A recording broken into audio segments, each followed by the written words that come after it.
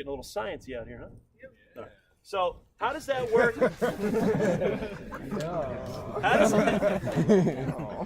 How does that work if you have if you don't have a 9-volt? Well, maybe you have a cell phone. Okay. I'm not an electrician, but I've seen it done several different ways. Oftentimes, if your cell phone battery is powerful enough and you stretch out the steel wool and put it on the 2 terminals, you can ignite a fire. Okay, that's more like last case scenario, worst case scenario type thing. All right, let's get into some other methods. I love this method right here, the cotton ball. This is one of the most important things when you're trying to start up a fire. Having something that is called tinder. Not the website that some of you are probably thinking, the actual material. Okay, Jay?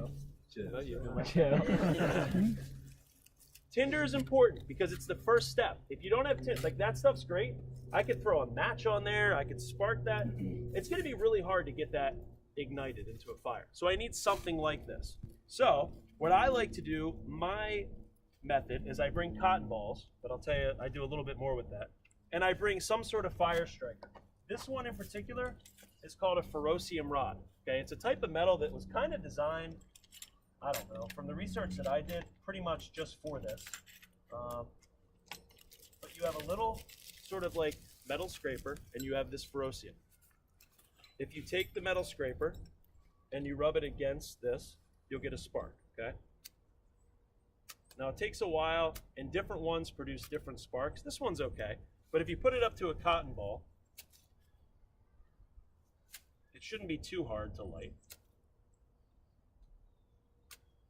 But this spark isn't great. So let me show you that. That lit up real good after like 5 tries.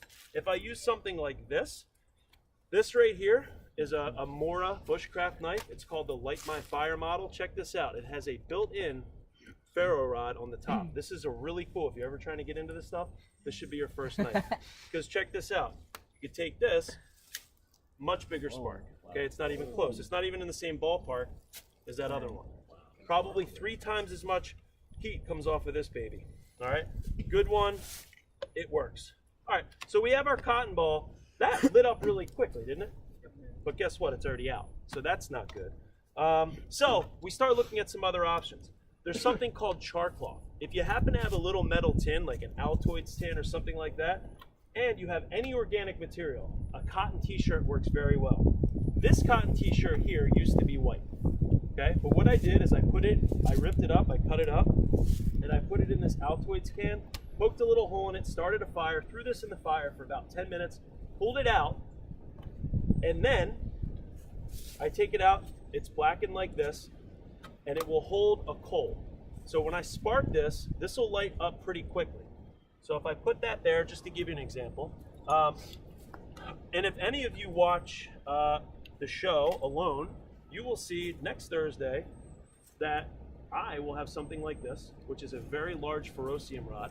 Okay, it's probably about the biggest one they make. And this knife, or something very similar. And if you take both of these together, this produces a massive spark. This knife's pretty cool because if you notice, it's high carbon steel. It has a 90-degree spine. That's the spine of the knife right there. And it matches up really nicely when I take it and I make a spark like that.